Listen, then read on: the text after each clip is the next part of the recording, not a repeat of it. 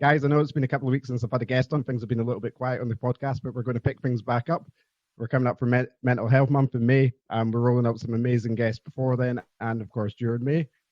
Joining me today, I've got an absolutely outstanding guest. I really can't wait for this one.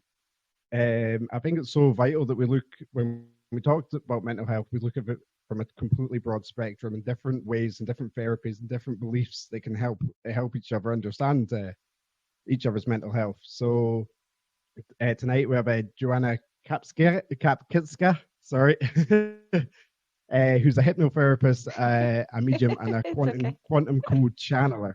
That's quite an intro. How are you, Joanna? And thank you for giving up a bit of your time, and welcome at the Borderline Podcast. Thank you very much. I'm very happy to be here. Thank you very much. I'm so happy to be here. Good. So, obviously, like I said before, we're up in a tiny little town in Scotland. Not a lot of people are going to know anything about you, my kind of regular listeners. So, just a nice, easy cookie cutter intro.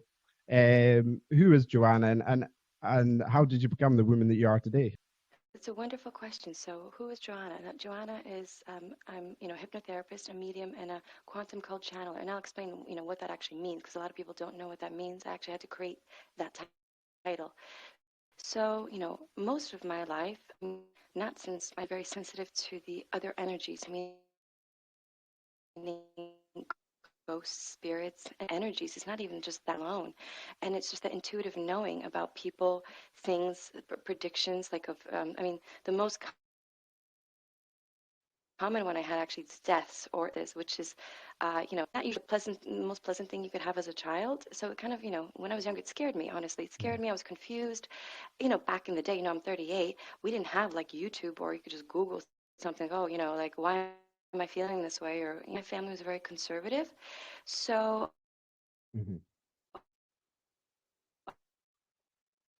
I just kind of had my spirits, really, my spirits who had crossed over, angels, guides, grandparents, and other beings and I didn't realize a lot of people didn't see what I saw. So I was confused,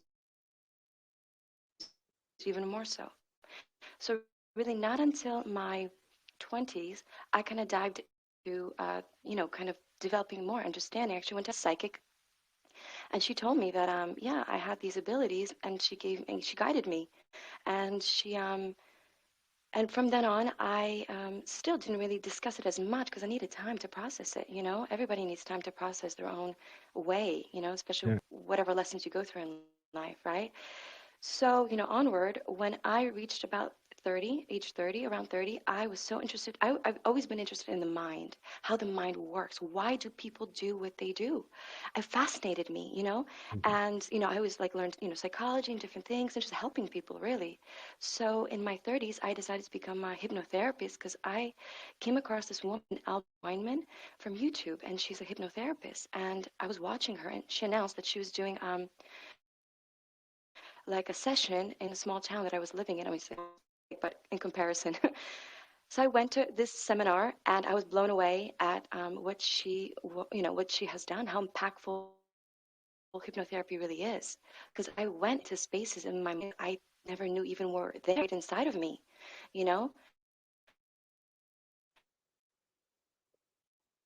that I didn't resolve.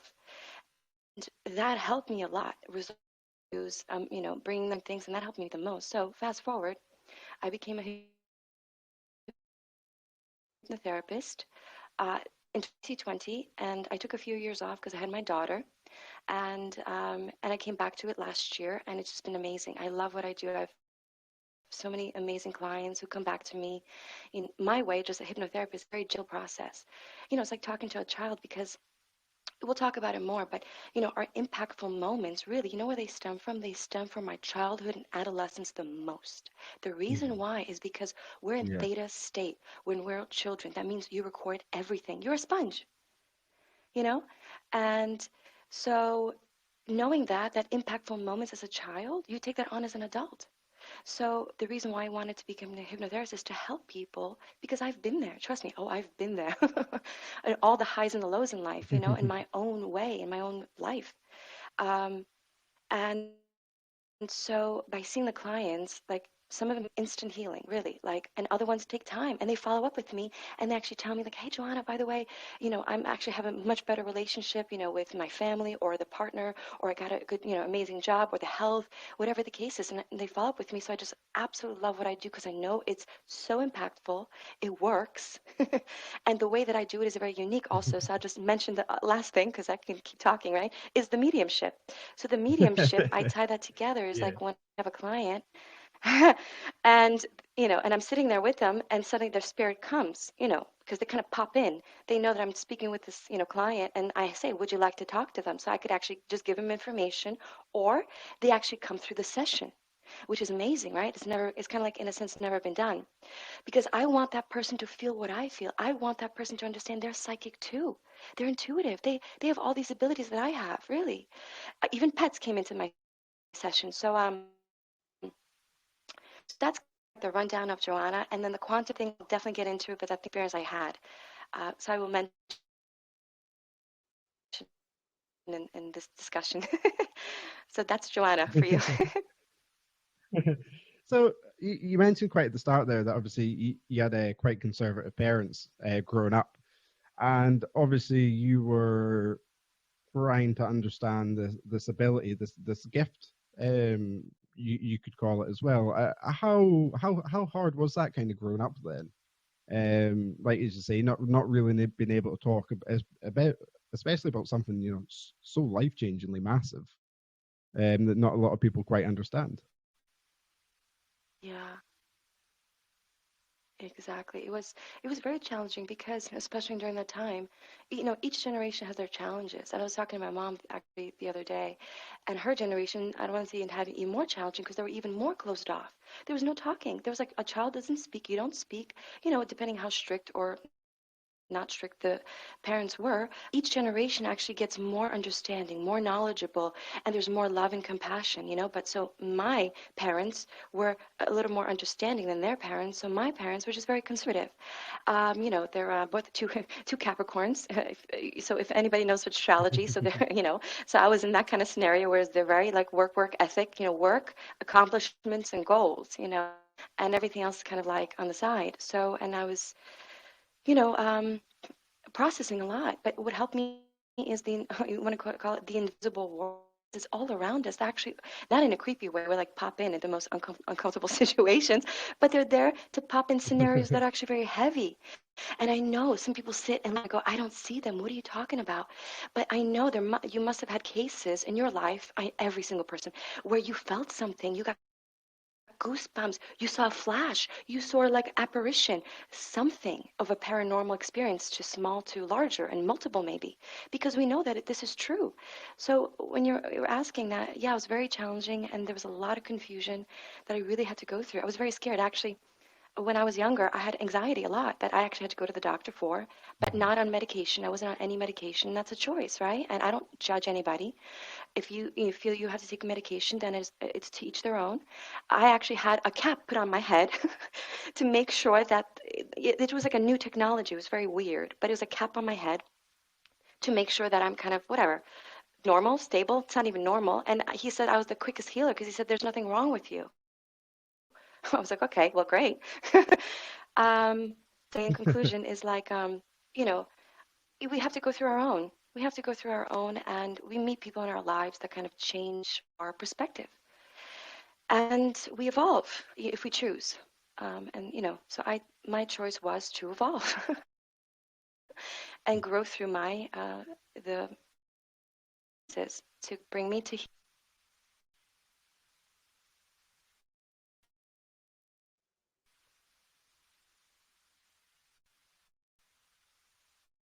That was just obviously just fast forward a little bit, and obviously you got a great interest in hypnotherapy. So what would a typical hypnotherapy session look like between you and one of your clients? Is there a set kind of practice, or is it very variable, um, diverse client by client in the way that you'd work?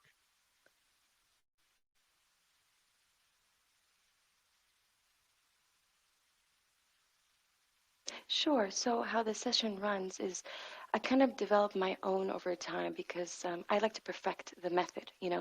So my clients come to me as a per basis, right? Each individual is different.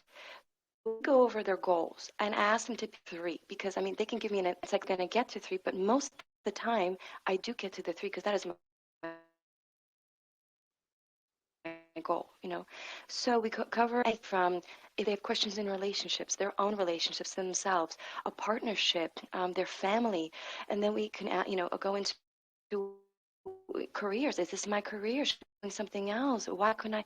As you could imagine, from even habits. I want to lose this habit. I don't want this. I want to lose weight and smoking. That's like the typical things, along with life purpose, and of course, media that I have also include. So after going through, because the beliefs are very important, because when I speak to a client, I have to understand their like religious background, if they have any, because there's a language in that. So somebody tells me they're a certain religion, there's a language to that, like Christian, Catholic, angels and guides. But if somebody's maybe Buddhist or another one, maybe not to use those words, right? So I make sure to respect their beliefs. So I also asked them what they what their beliefs are, and also mentioned that just a few things about the session. They could use the restrooms, and I will not be there. I'll get them out of hypnosis fairly quickly, and it'll be like them sleepwalking basically to the bathroom without bumping into anything. It's like amazing. Coming back, hopefully washing their hands, and they'll actually get into hypnosis even deeper. So that's one thing. And the second thing is, if there's because I do my hypnotherapy through a Zoom, and it's very effective. No difference really. It's because it's just talking to the mind and clearing things and healing.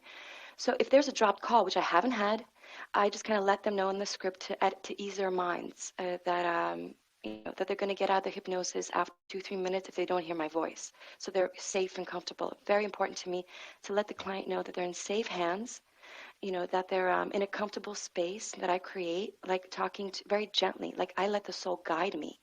And I'll just give you a quick example. Just one example, like let's say we go to a scenario, right? You asked me a certain thing. And let's say your soul, because your soul guides me all along. And I ask you to go to a scenario that brought up these emotions or these feelings or this impactful moment. But let's say you go somewhere else.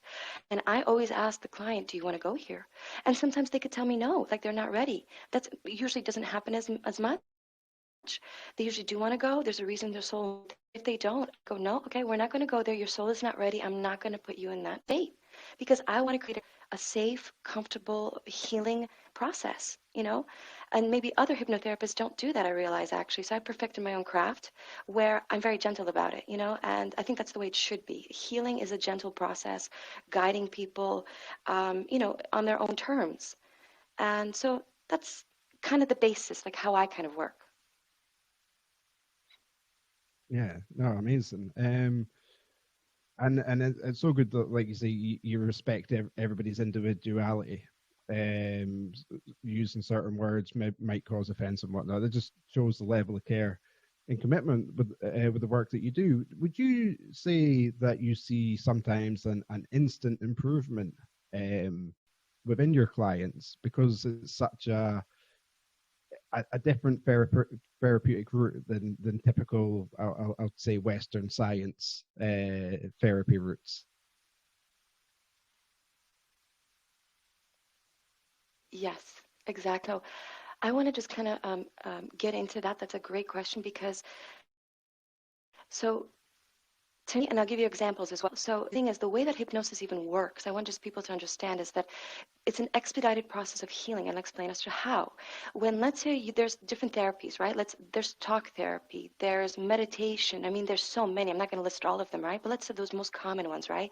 Now they kind of deal with the surface, and you still go into your impactful moments, but in a sense, in the surface. The way that hypnotherapy works is I bring you to your subconscious mind, and you become neutral. There's no judgments. There's no opinions. It's just you how you felt about an impactful moment as an observer. Like a bird flying over and just watching this individual live their life. This is the subconscious mind.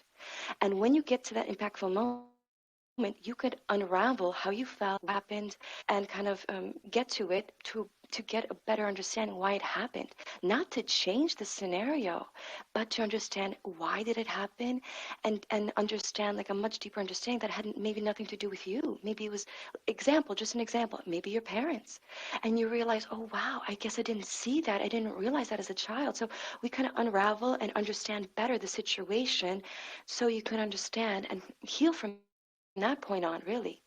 And let's say with meditation you get to that, it's the delta state, which is the deepest state that people get into, which is the subconscious mind. That's the deepest, like a almost unconscious state, but there's different levels, so you're not going to be unconscious. I mean, that's so in meditation, that's the Mhm. closest to hypnotherapy. So the point of me mentioning this is basically an expedited process of healing, which that's why I love what I do, because I think it's going to be the most powerful and effective onward. I think hypnotherapy is going to be known like, meditation is. It's going to be the thing, not out of trend, but because it's so impactful and it really expedites the healing in myself. And I know, and I'll give you exact. So I'll give you just maybe three examples, quick ones about the Yeah, of effects course. of it. Like there could be instant healing. Let's say, like I have a client who had a situation in her life, and she had sciatica, and she had it in her spine. After we unraveled the impactful moment, then I scanned the body, and any places, because our emotions get stored in our body, and that if it's not dealt with, it develops into illnesses and diseases. But if you release those emotions, they're no longer part of you. So we scanned her body, and it was in her spine, because that's like the fundamental structure of her life. Every organ actually is has an emotion and a vibration. This is my own research. So when we went to the spine, we released that emotion, and it was gone, instant, like pain gone. She hasn't had it since then. And then like another one of a client I had is, she didn't really know about her childhood. She kind of like blocked it out. She's like, I don't really know. Was it good? Was it bad? I don't know. Let's get it. Let's kind of uncover it. And she wanted to. And I always asked the client, and so we did, and we realized why she had resentment for an individual in her life.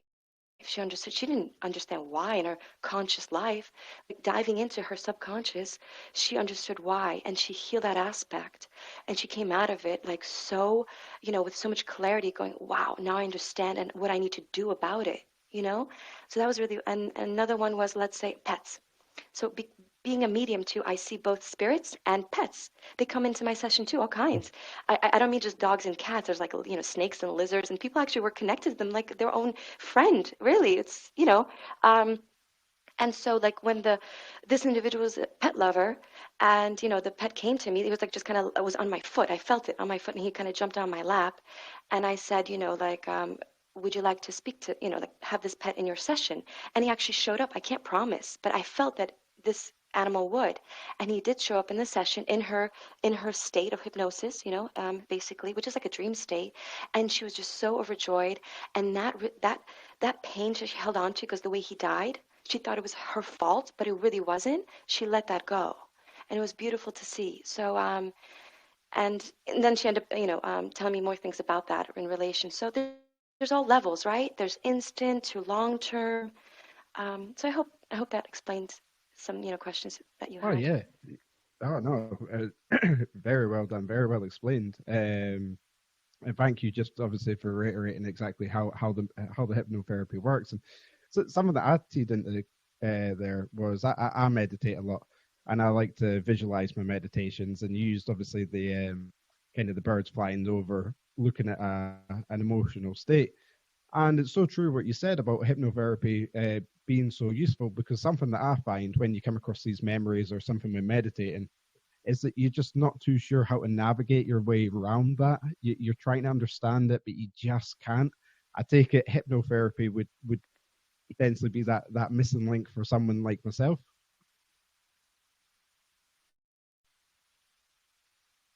Mhm. Exactly. It's exactly it, because hypnotherapy, the thing is, the point of life, my belief is not to avoid the issues.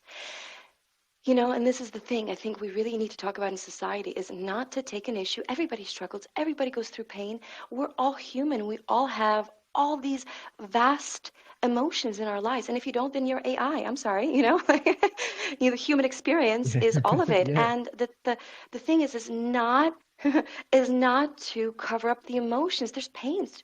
And I really recommend to find somebody, a friend, a therapist, a group online. There's so many avenues you can talk to speak about it. Write it down on the paper. There's so many avenues, but it needs to be released, because if you people do not release those feelings, it could be anything, any emotion that is negative, you know, it gets stored in the body and it becomes ailments, and the long-term ailments become diseases, and you could die from that, really.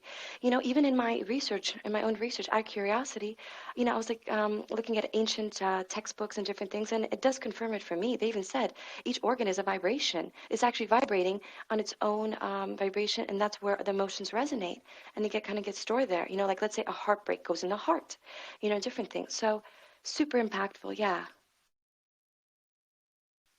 Yeah, and it really something that you just said at the end there, obviously vibrations. We never actually, that's something that it's just not educated enough, in my opinion, how much vibrations and frequencies affect us when we're talking about energy and communicating and the energy that we see of one another. Is that obviously something that you see with your clients, that they don't quite understand just how impactful energy and vibration? Yeah, just repeat the last bit because it got cut off. Sorry, yeah, sorry, I was just saying about obviously people probably don't quite understand how important vibrations and frequencies are, just in an energy sense, how we interact with one another on a daily day-to-day basis. Yes, so now being a medium, so I'm gonna dive into the mediumship side of what I've been most of my life. Everybody's different, but let me just say, everybody's psychic. I keep saying that. Now, to all different degrees, to how open you are. And the more open you are, the more you're going to see different things, and it's going to evolve, and it's really going to be mind-blowing too if you're open to it. Now, the way that I see it, when I see energy, it comes in different forms. So it comes in all different forms, I guess how they want to show themselves, really, or how, I don't know really how that works, really. So I see orbs. The most common is orbs. If I see a light flashing by me, it's usually an orb, and they're usually different colors. And that's how I know, actually, by my intuitive feeling of it. Like, if I feel very heavy and my stomach is heavy and I feel off, I know it's not good energy. So I asked it to be removed, to leave, and they're not welcome here. And you have to ask, you have to say that, because they will linger. But when you say that, it's kind of like saying out loud, first they must leave. But if it's a high vibration, it's actually like, if it's an angelic, it's a bright flash. You know what I mean? It's just flashing my face, and it's usually quick, or it floats around the room. And there's different colors. Like, I had orbs that were different colors, and that's different archangels and different energies and stuff. They also come in as apparitions, meaning like actually seeing them. Like actually seeing the form, but they could be see-through or not. I actually had a time travel experience that probably, I don't know if that suits this podcast, but he's actually a known gentleman. He actually showed up, and he wasn't see-through, and he actually walked was, and that was just a whole thing, paranormal experiences. But energy and frequencies, everybody feels each other, because the way that you're feeling is, I actually am very sensitive, and I feel, if let's say you have an ailment on your body, it's feeling like burning in my chest, and I'm sitting there, I don't get heartburn, I don't get anything. I'm super healthy because I release my emotions. And I felt heartburn. Like, and I tell the client, I don't know why, but I have to tell you, I feel burning in my chest. Like, oh, that's right. I have like what do you call it? I say, I even forgot, acid reflux and different stuff. So like heavy. So in the session, we actually did release a lot of the um, like the pain, and I feel it in my body as I released for the individual. I actually feel it. So imagine that. Imagine how connected we really are. I'm super sensitive to that. I don't know why. I don't know really how. I just do, and I confirm it. So last thing I'll just mention with that is, like, we're at a time in humanity was really amazing, the age of Aquarius, and now is really, we're going to expand our consciousness, like, tenfold, 50-fold, whatever you want to call it, to understand that we're so connected to each other and the world around us in our creation, just by how we feel towards one another. So the more love and compassion we give each other, the more actually it comes back to us, not because like it's a reward, but because what you uh, The way that we treat one another is so important because we all feel each other in our energetic spaces, and it's like a boomerang. And to bring more of that into the world, like if you're kind or compassionate to somebody else, it comes back to you not as a reward, but knowing that what you clever. It's not going to go like, oh, Yeah. you gave that, I'm going to give the same back. It can, but in my own life that I've done a lot of good and or something like that. And there's plenty of God that was heavier, but it's the way that I process. When you process it faster and understanding from a higher, mindset that it's all. Yeah, perfect. Thanks. You were speaking about there about apparitions, and obviously you're super sensitive. So, how on a day-to-day basis, how frequently would you say that affects you? All the time. When I say all the time, I don't mean every second, but daily, it's a handful. It's all different amounts every day. I'll give you an example. So, like, I mean, you have one here, three for you, but I'll tell you that later, including a guide for you. But so the way that I have it is the way that I am. Literally touch me and they actually feel it. When it first started happening to me so many years ago, I thought I was getting like twitches. I was like, why am I twitching? But you know the difference when somebody's physically touching you with your finger than a twitch.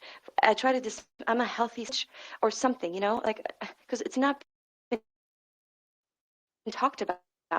Nobody says, "Oh, by the way, there's a ghost touching me." So I was like, this can't be real, but it's been confirmed for me. So they actually physically touch me. I hear them, I see them, I smell them, like all the senses Wow. because I'm open. So it affects me every single day, and I don't like a constant where it's like all the time, every second. It depends on the day and how the day is, who I'm even interacting. Very sensitive because I not only see them, they actually touch me. Like that they touch me and poke me. And in the beginning, I thought it was like a twitch when I was younger.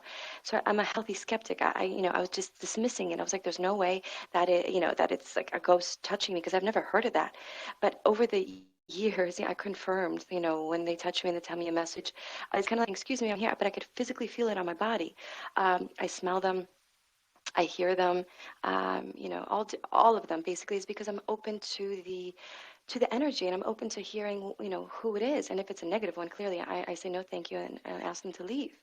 But if there's a message that I need to be given, then, I give a message. And I've been to random places. I mean, like hospitals, so many of the souls in the hospitals, or even like parties in different places, like my party she went to.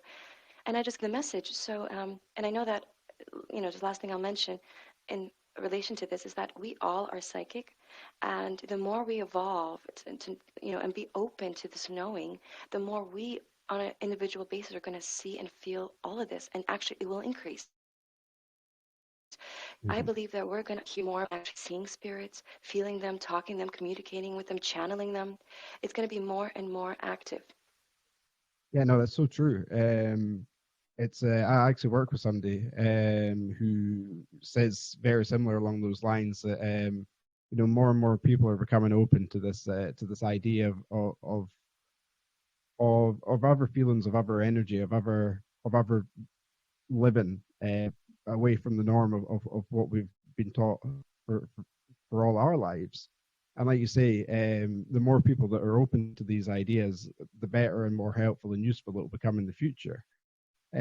So how does mediumship tend to work for you Hmm. with your clients directly then? Obviously you talk about that if somebody comes in during a sitting, you'll let your clients know. Do you let them know if a negative energies came in? So during a session, I usually let's say I'm sitting with a client. They want mediumship, like, and I can't, promise as to who's going to come in because whoever comes in, it comes in. They could request somebody, and I'll ask for the energy to come because the thing is, when you mention an energy, they actually come in. So you have to be really mindful and remember that just in your waking conscious reality that when you bring up an energy, it actually could be pop around you if they choose to. Most likely they might, because we're multidimensional, really. So anyway, so let's say if a client asks for like a spirit who had crossed over or a pet. If they do come, I'll let them know who it is. So when I engage with spirits, I engage with the spirit or animal, and I know who it is, and that's how I commune. there are other energies that kind of pass through that are like, interfere basically.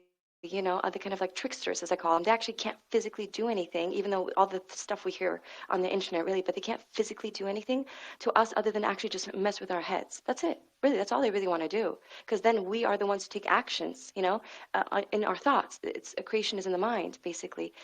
And so when I have, the sessions with a client, it's up to them as to whether or not they want to speak to certain individuals. Certain ones, maybe let's say they don't want to talk to, which I haven't had. They're really open to whoever comes in. And, honestly, it blows my own mind because the thing is when I just kind of say what I feel, and it confirms all these things for them, things I would never know. It really blows my own mind, even after all these years doing this, because it's like, I just think about it going, how do I even do this, right? Really, like, Mhm. because we're all capable of doing this. We have like these hunches and feelings in our lives, right? About people, places, and things. And, the point of this is just, we're all intuitive, really, but I'm just tuned in, tapped in, because it's part of also my destiny, that I others to kind of bring them to their destiny. Yeah. Yeah, it's so true and so nicely said as well. Do you have a favorite medium experience that one that sticks out for you that, like you say, you sometimes completely surprise yourself with the information that you're getting that you can't quite believe that it's obviously so accurate. Is there anything that obviously sticks out there for you personally Yeah. that's been even more of a surprise? Yes, yes, I do. I actually had a recent podcast I did with somebody, I think it was a week ago. It was this gentleman, his name, I'll just say because it's going to be on the podcast anyways, and we're hopefully having a follow-up one after, because I did the podcast with him, and after the podcast, I just had to give messages, but the messages were like an hour long. Like it took me an hour, because when you're in the flow and you just say, you don't look at time. Really, time doesn't exist when you do it. So Yeah. this individual's name, Michael, I'm not going to give his personal experiences, but I'm just going to say vaguely some things that was really impactful about individuals that came in his life. I mean, details of his ailments he had, like literally details about, like, I mean, a pinky. I was mentioning, I mean, he could laugh at this because we might laugh at this because we emailed each other afterwards. He was just, really grateful. I mean, he was just so grateful and so happy because it really changed his perspective on life and everything. And like, I mean, like pinky. I mean, like, oh, I feel like my pinky hurts. It's like, why does it feel like numb or something else? He's like, yeah, because my pinky, is this and this and this. I mean, the details and about like, his neck, that right just on the top of my neck, this hurts and exactly what it is. And also there's vertigo and different things, not only him, but other people. Like, I mean, to the details, like, how am I supposed to know that, this, like a pinky? I mean, come on, like, or different things, or let's say of how an individual died. So let's say this is how it happens to me. It's not the most pleasant, but it's not painful, but when spirit comes in, they want to confirm who they are. That's how we kind of figure out who I'm speaking to, right? They're not going to say, hey, I'm Bob, I'm from so and so, and I died this way. They don't really show us in that kind of way because we can't fully hear them that way, the way it works. It's usually images, and we could hear their voice on occasion, but it's usually just like it's just they show us pictures and feelings and other sensations. We're all tuning into that. So they show me ailments on their body and how they passed. So that's really interesting. And I confirm that for this individual of like how this individual did the details. I'm not going to say because I'm not sure if he wants me to mention, of course, the details, but it was 3 different individuals. And it was like, I mean, how they died, their personality, how they were, what happened during their time while they were alive to this individual. And that's where the healing came. He got closure and he thanked me like immensely. And I was just like so happy to do it. Um, and I just want to express into the world, like when he was mentioning to me, this one thing I'll say, last thing is that he's like, oh, it's so great that you're gifted. And I'm like, well, you're gifted too. Yeah. I was like, and I really want to debunk this stuff because I'm a medium. I'm very sensitive. Difference. You're psychic. Everybody's psychic. Everybody's a medium. Everybody's intuitive. I'm just tuning in, tapping in to give you the messages. But everybody can as well, and we're going to evolve. So, anyways, that's the thing. No, it's class. It's like I say, it's quite mind blowing. Now I'm excuse me, sir. I've had my own little amount of paranormal instances in my life, and I'm a firm believer that that spirit was actually attached to me for quite a few years. of my life. Is that something that you tend to see in any clients? Just, I'm so sorry. Repeat the last question before the. Is that what you see with clients? What was Sorry. the one before that? I'm sorry. Yeah. Do you tend to see any clients come to you that have already had a spirit like pre-attached to them? Yes. So with the spirits, it's not so much they're attached. It's like, thing is, the way that I see, I don't just see it like, oh, see or feel like where somebody is actually just kind of like following this individual, like a spirit following this individual. They kind of pop in and pop out. That's the best way I could describe it. So we kind of want to debunk that, where they just don't like walk around all day, following people. They kind of pop in and pop out, different circumstances. And this is the thing, is like, I know with quote unquote negative energies and positive energies, I want to just debunk something. All the negative and all the positive is necessary. Let me explain as to why. Now, the energies that are negative are actually there to teach us. They're not there to actually harm us. They're tricksters, but they're actually designed to make you stronger, to understand yourself better, to evolve. And, when I channel source, God, Omega, whatever you want to call it, I channel it. I'm like a straight channel, and I just give messages, and I have a book being published soon. And Omega, God, whatever you want to say, said to me that it's all good. I was like, what do you mean it's all good? Meaning that each energy, each individual's experience, it happens for a reason. I know you heard that like so many times. It really does. There's no bad and there's no good. It's the way that you end up deciding on it. Like, how many times have we heard of people who had a really bad, heavy life scenarios and lessons, and they converted that into like blessings beyond belief, right? So many people we know, Mhm. in the world of the celebrity world, let's just say, because they're known.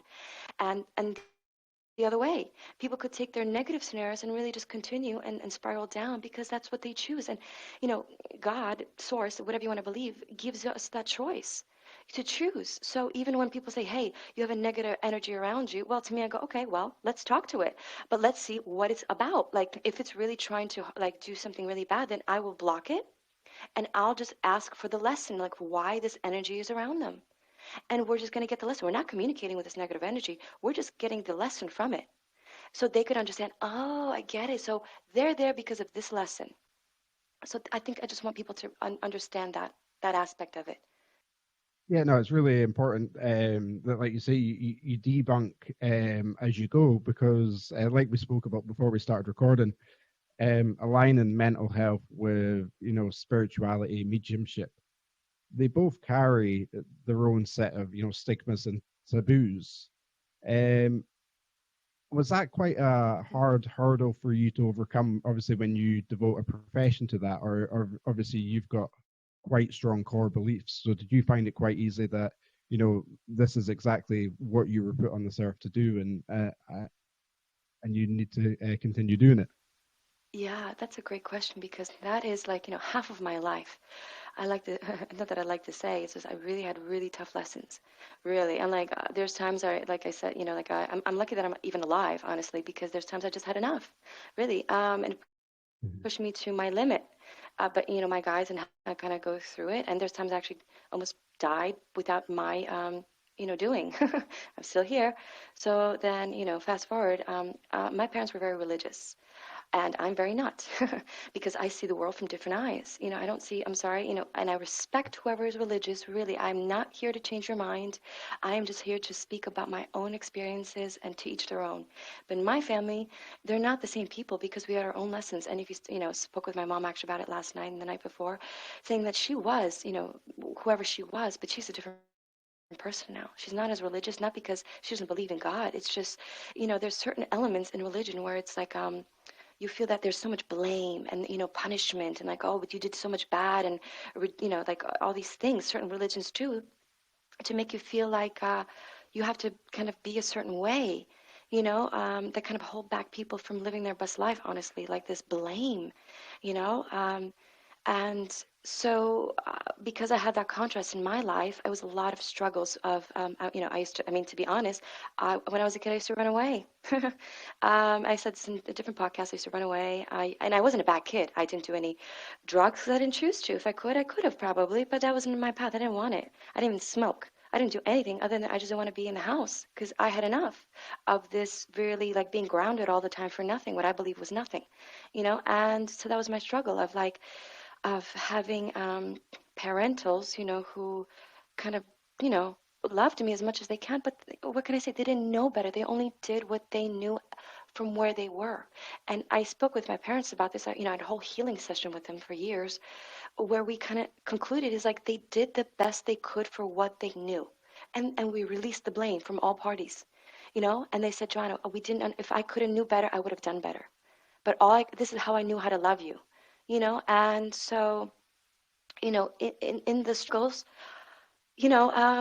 I just recommend to kind of reach out, because I had my spirit world, and I also had best friends. I had really good, really good best friends that I was able to open up and talk about these things that I see. So I really recommend anybody who's listening to this. There's so many things you could reach out to. Please, you are not alone, number one. And when I say not alone, I mean literally not alone, right? You got your spirits like like around you, not to creep you out. But you're not alone. And there's always somebody you could reach out to get clarity on your situation.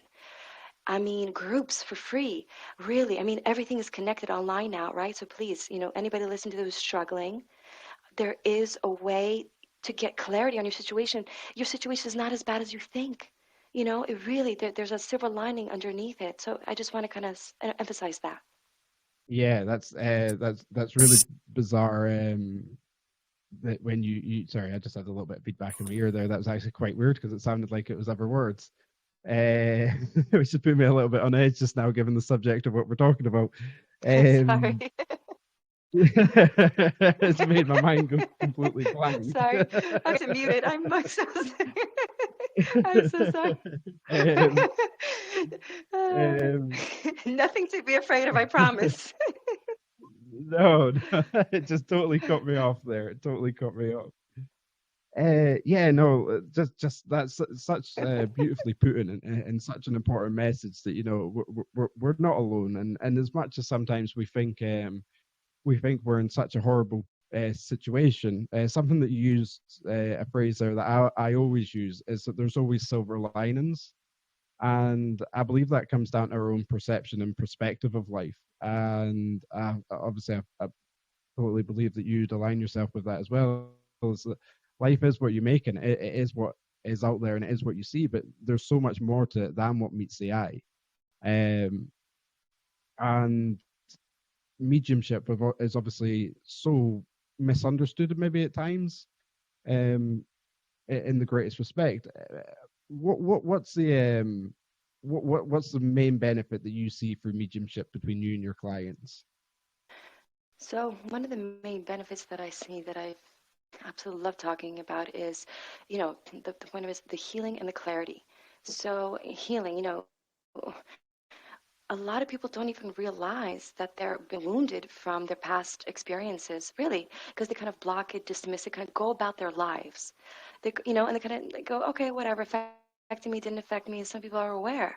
So the thing is, when I kind of dive into, especially the childhood experiences and adolescent the most, really, and we kind of go there and we understand, wow, so the way that I saw life through my parents and what they did, or guardians, or my school, or how I dealt with things, and that affects our lives on a daily basis to our adult self, really, to the way that we respond to relationships, to the way that we respond and we are and we believe in about jobs, relationships, abundance, you name it, like the most popular topics I'm just mentioning, right? And the thing is, then there is the clarity of this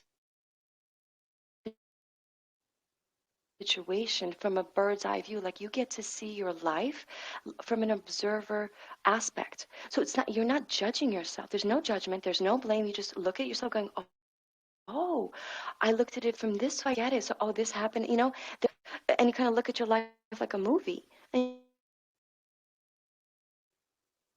you go, oh, I see how I responded, how I was. Name. You go, that was an experience, because the soul just wants to experience everything. So when we go into hypnotherapy and we do the healing from there, and then when we get the clarity, it's beautiful to see, like in real time. And then after we do the healing and the clarity, understanding, then I scan the body of ailments the individual has, and we clear ailments, physical ailments that are hurting them. Really, like from ailments of meaning, I want to say diseases, to just uncomfortable things, to you name it. I mean, all across the board, we release it. There's many times I had it where it was just released within that that second, within that few hours with a client followed up, or a few weeks, it kind of dissolves slowly. Sometimes people need more time to let it dissolve.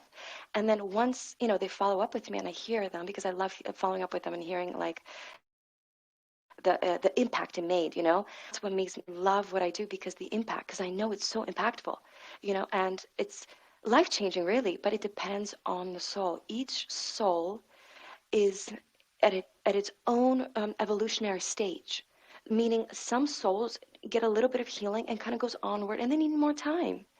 Other souls get that healing and they like literally transform their lives, I mean, within, a short amount of time. So I hope that answered maybe like the question. Yeah, no, no, perfectly, yeah. Um, could you talk just a little bit about what is quantum code channeling? To be precise, that's not a phrase Sure. that So I couldn't say that I've heard too often. So if you could just give a little kind of description and obviously what that is that you do. yeah, sure, absolutely. I know this this part of it could go a little into the sci-fi, but it has to be imagined because it's me, it's part of me, and I can't deny knowing when it's time. They tell me it's Yeah. time to really talk about it, which I have already in a handful of podcasts. So what happened to me, it started from a specific date. So on what the Mayan call the shift, the prophecy, the shift, so the world was supposed to end or something, I'm just a very healthy skeptic. I go, okay, we'll see about this. We'll see what happens. Really, I'm a healthy skeptic. It's kind of, I'm mostly a non-believer. Rather, like I need to see it to believe it. You know what I mean? I'm that kind of person. And maybe that's the way I'm super sensitive. Because like, yeah, Joanna, you want to see it? We'll show you.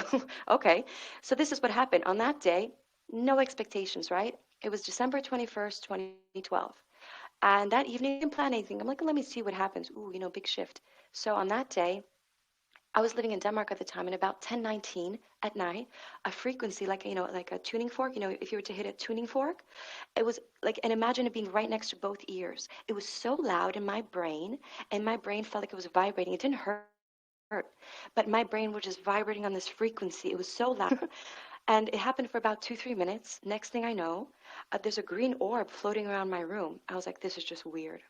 And then, of course, I asked my neighbors, around, like, was there any music playing? Was there gongs? Was there anything outside? Like anything I could debunk this frequency, this noise that I've heard in my head.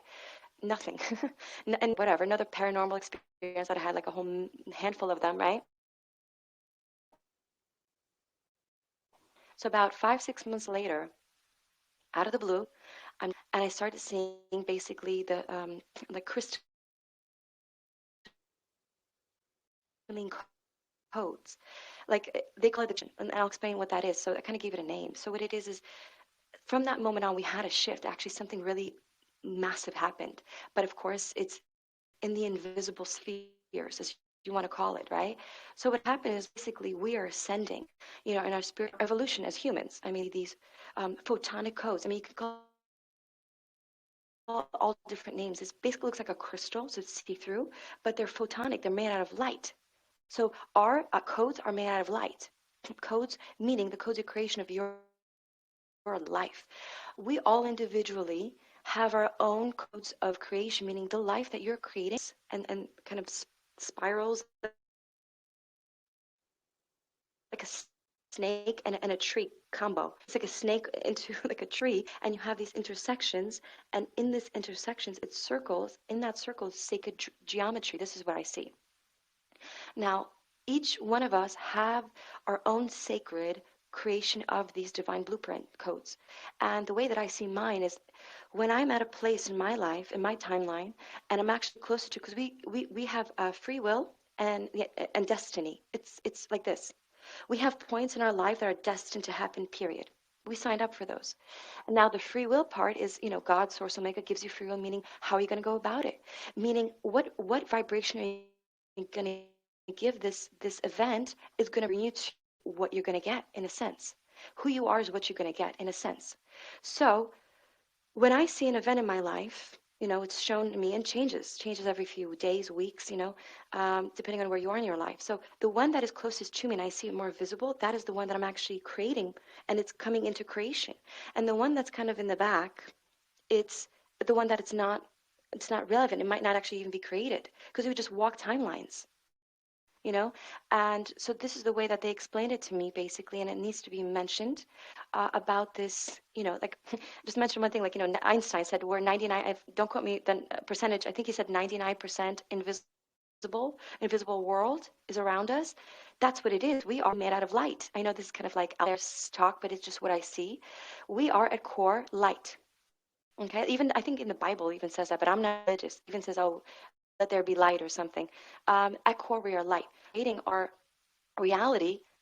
Some people call it the hologram, but it's so much more than just a hologram. It's all connected, interconnected with everything and everyone. Now, this codes of creation that I see, I'm not going to be the only one seeing them. I'm just a messenger to let people know that they're going to see that, not freak out, and for me to explain what they're seeing, that it's just part of their creation. And I'm here to explain as to how they're creating it. So, in a nutshell, hopefully I explain. I know that's kind of out there. Oh no, it's quite the opposite. That's a phrase that I hear quite a lot from people saying, that's quite up out there. But for me, that's a total valid belief. It's something that I similarly align myself with as well. So hearing that from a guest is brilliant. It's really validating as well for me personally. So thanks for that. Now you mentioned before, just to kind of finish us off, that you said that there was a couple of Hmm. spirits present with us during this session. Would you be able to talk about that? I'm hoping that the communication lines are nice and clear again here because I really don't want to get freaked out again.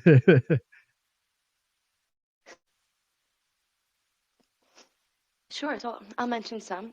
I mean, I don't know if I want to go so much private into your mom's, because there was one for your mom, but now it's like Yeah. there's two relevant ones. So there's this male. The one actually was doing the glitches where we got cut off actually, and I started actually speaking about spirits. It's not that he means to be a trickster. Hopefully, you could hear me when I say this. It's a male individual, and it seems like either he was your brother or a best friend that had crossed over. And I wouldn't say like young, like a child, or I think it was just a little older or something. I'm not sure the age because they're showing me the age he would have been now. So he's showing me very similar to your age. So I'm not sure when the date he passed, but they're showing me similar age. Either he was a brother or best friend. Like you and him were just really close. And so childhood friend or like a brother, and he's here, and it's kind of like his personality is like he was very playful, like I'm say trickster, like not Mhm. malicious. I don't know how to even describe it. I usually get confirmations that kind of confirm what the client is, as if I'm going on the right path, and he's here just to give you a message about some things I just don't want to say aloud as to his passing and things like that.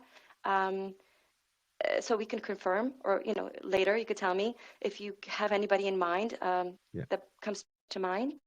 Does anybody like that come to mind? Then I'll go over to Yeah. mom. Yeah.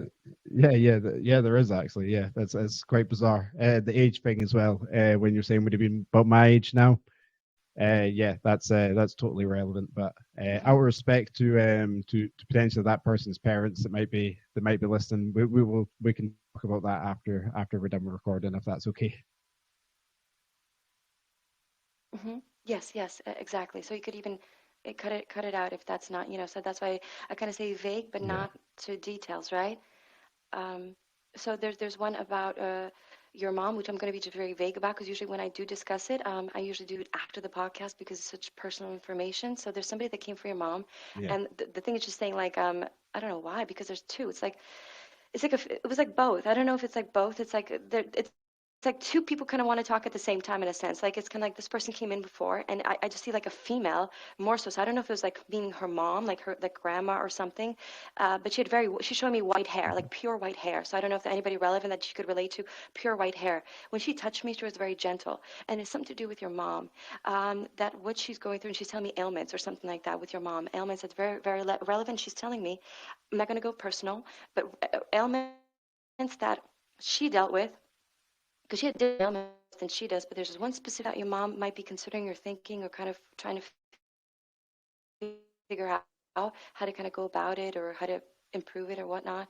And I don't know. That's the most relevant things that she's saying. She has pure white hair. She's very gentle. Um, it could be, it doesn't even mean that it was a mom or grandma or aunt, but somebody on that lineage side where it makes me seem like it's on her, just showing me her. And so it could have been anybody, but pure white hair and about her ailments, and that if she stems back and looks at somebody from the family, meaning like an aunt or a sister or somebody on that side, it could give a lot more clarity to her of something that she's going Mhm. through with her health. Um, I won't say it's like a health that's like, end of life kind of health, but it's something that's really kind of like impacting her that she might not actually be might not actually be discussing it as much. So maybe this part you could edit because she might actually kind of be Yeah. not telling you how much is really affecting her. So sorry, we could delete this part. um, That's okay. No, we talk all as open as honest as we can on this podcast, so it's all relevant. Don't worry. Oh, sorry. Yeah, sorry. I wasn't too sure if that had glitched in or out, Joanna. oh, Sorry, I oh, was too scared to talk until in yeah, case it came back yeah. in and Usually, it cut you up. no, no, it's okay. Because the sometimes the energies when they come in, they use a lot of the actual like meaning technology, like the actual energy that we're Yeah, discussing. So sometimes when maybe we had more glitch noticed when I was talking about this, actually, if you notice, that's when we had more interferences because they're trying to tell the energy. So the energy is being channeled to me and it's giving disruptions, if you notice, actually. channel. Yeah. But the times we're not, it's clearer signal, right? So that's interesting. Just I've noticed. Well, it's very odd. Like I say, I've never like we spoke about before we started recording that Riverside has its pros and its cons, but I've never experienced such kind of lag and disturbances on an online podcast before than this one, It's which is there's odd a lot of spirits here for as you. you'd say. Yeah, yeah.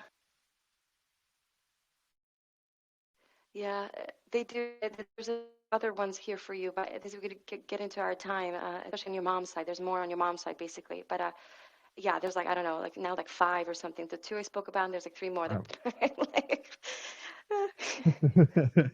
Queuing up.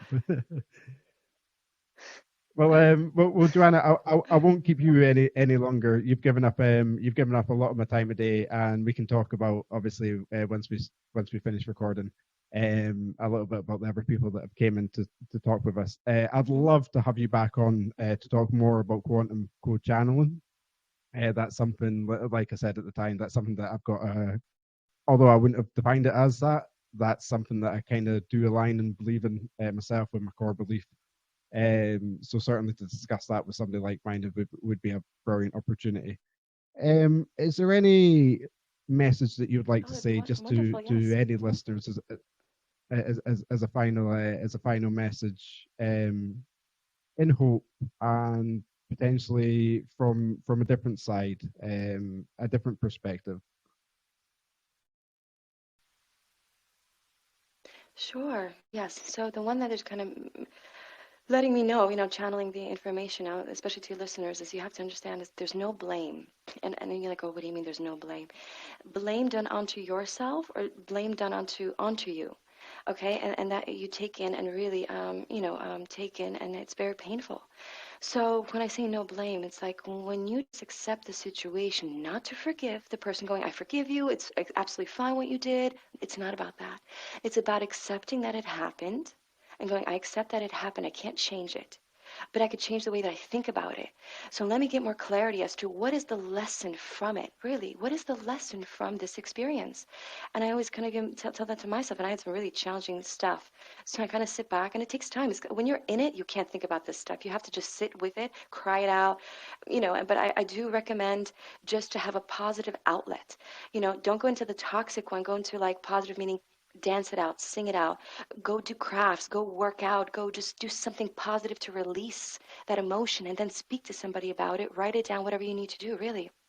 And the last thing I'll say is you're never alone.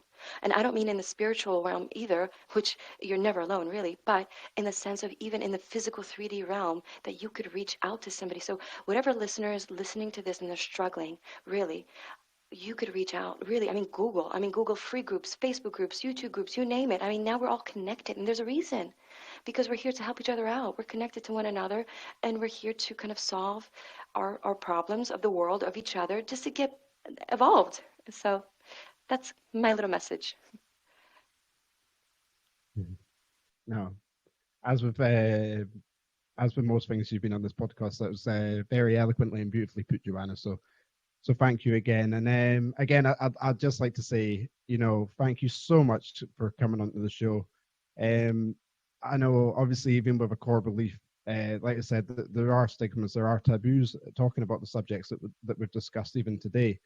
And I just think it's a great benefit to listeners to have another perspective, to have another view, and another option for therapies. It's just so important. So really, thank you for giving up your time Oh, and coming on. thank you. It's no problem. Thank you so much for having me. I really appreciate it, Jen. I will be back. I would love to talk about the other paranormal stuff. Yeah. Oh, yeah, definitely. You've been tremendous. Right up my street. uh, right, guys. We're going to leave it there, and we're going to sign off there. Joanna has been absolutely brilliant. What I'll do is I'll put all the links to her pages in the descriptions of the podcast episode below. You know where to find them, guys. Until next time, I've been Andrew Willix with the Borderline Podcast.